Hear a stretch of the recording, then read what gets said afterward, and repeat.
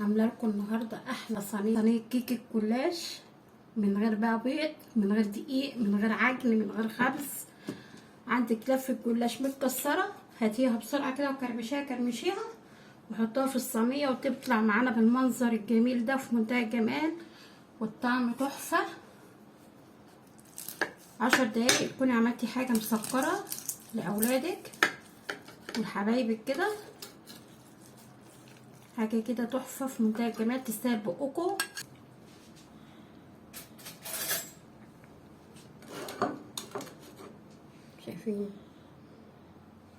شايفين جمالها؟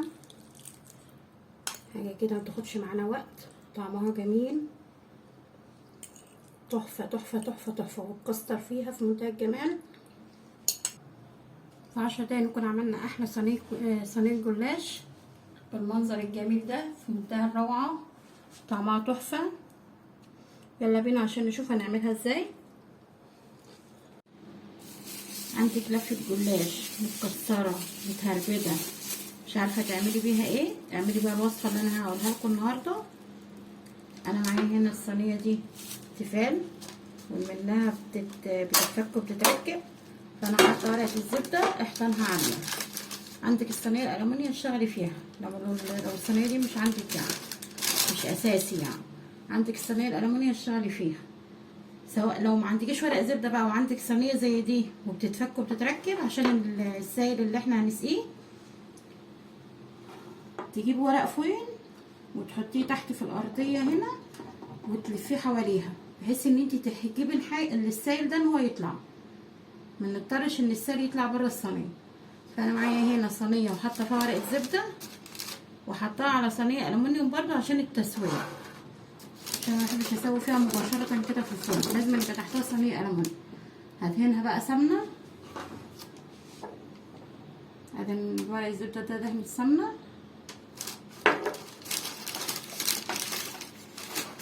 انا معليه الحيطان بتاعت الصينيه كده عشان السائل اللي احنا هنسقيه دلوقتي. معايا نص كوبايه سمنه، نص كوبايه سكر بودر، مفيش سكر بودر عادي سكر من السنترافيش بتاعنا، بس ساعتها تضربيه في الخلاط بقى.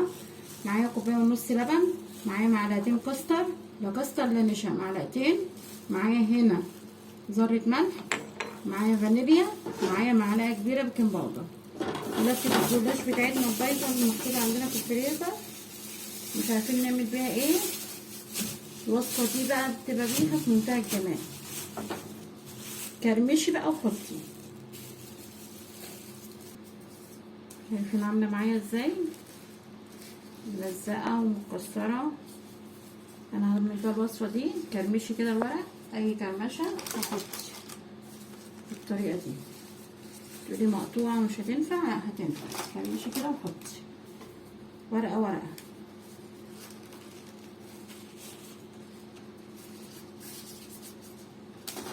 مش شرط يعني تكرمشيها باسلوب معين،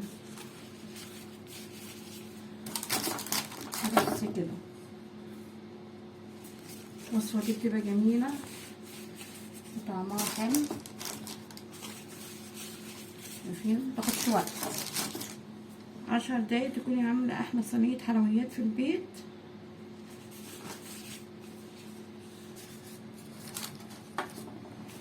ماشي كده وحطي. وكلنا بيبقى عندنا رفة جلاش في الفريزر تخسر مننا، بننساها. طلعيها واعملي بقى الوصفه دي. حاولي تزنقي بس مش قوي، مش ان انت تكتميها قوي، وبرده ايه واخده نفسها شويه.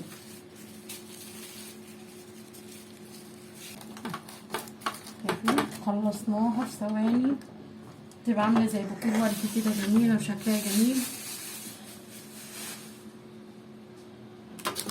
وهي منعكشه كده شبه بوكيه الورد ولا لا؟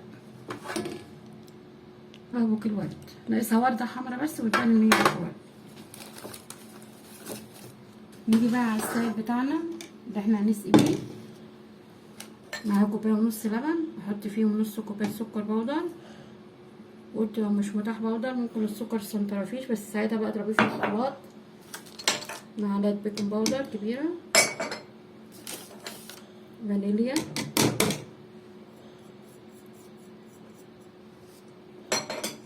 ذرة ملح عشان يعادل معانا السكر، معلقتين كاستر. مش متاح كاستر حطي نشا مع بيضتين، بس انا ما بحبش زفرة البيض بصراحة قوي.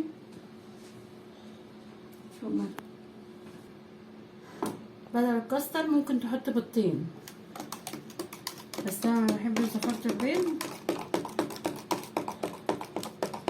اضربي بقى كله في الخلاط لو السكر متعرفيش، انما انا معايا عشان السكر بودر. واللبن على فكرة في معلقة قشطة بتاعت وش اللبن، وانزل بقى بنص كوباية السمنة.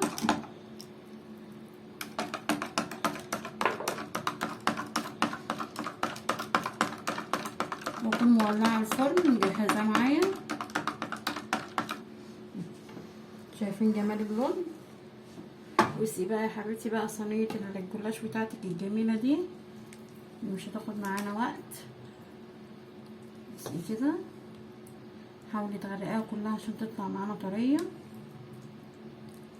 عشان كده انا حاطه ورقة الزبدة لان الصينية بتاعتي بتتفتح. اللي مش متاح عنده ورق الزبدة قلت يحط ورق فويل.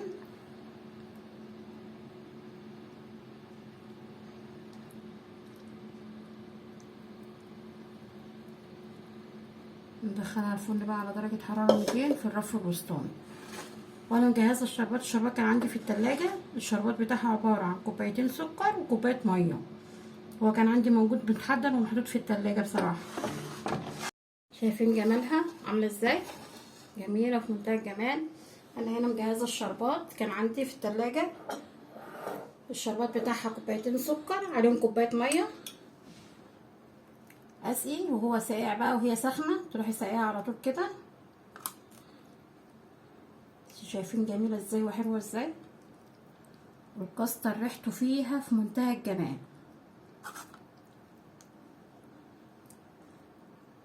يبقى احسن من البيض من رأيي انا كده، هو احسن من البيض. نسقيها كده بالشربات. نروح جايين بقى ايه،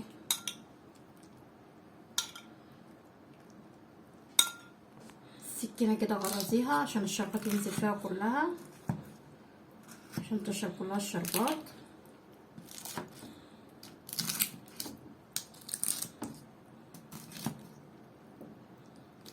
بالطريقة دي. يلا بقى نحطها على صينية التقديم. اخلعها بقى، ممكن انا اشيلها بورقتها واحطها على صينية التقديم. انا هنا قلبتها، ارش عليها بقى رشه سكر بودره كده جميله في منتهى الجمال. مش عايزه اقول لكم الكاستر تحفه تحفه تحفه فيها.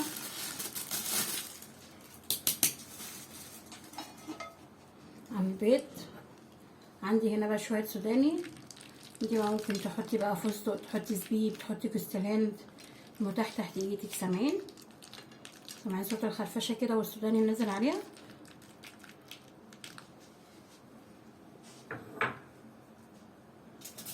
ده لمع كمان عشان الشربات ده لمع على الوش.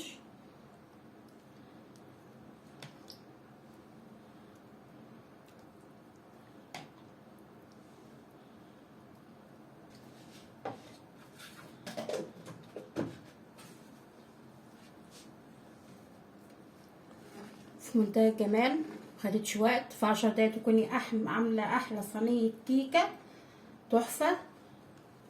في 10 دقايق تكوني عامله احلى صينيه كيكه جلاش جميله متاخدش وقت. اتمنى ان الفيديو يكون النهارده عجبكم. لو عجبكم الفيديو متنسوش تعملوا لايك وشير واشتراك في القناه.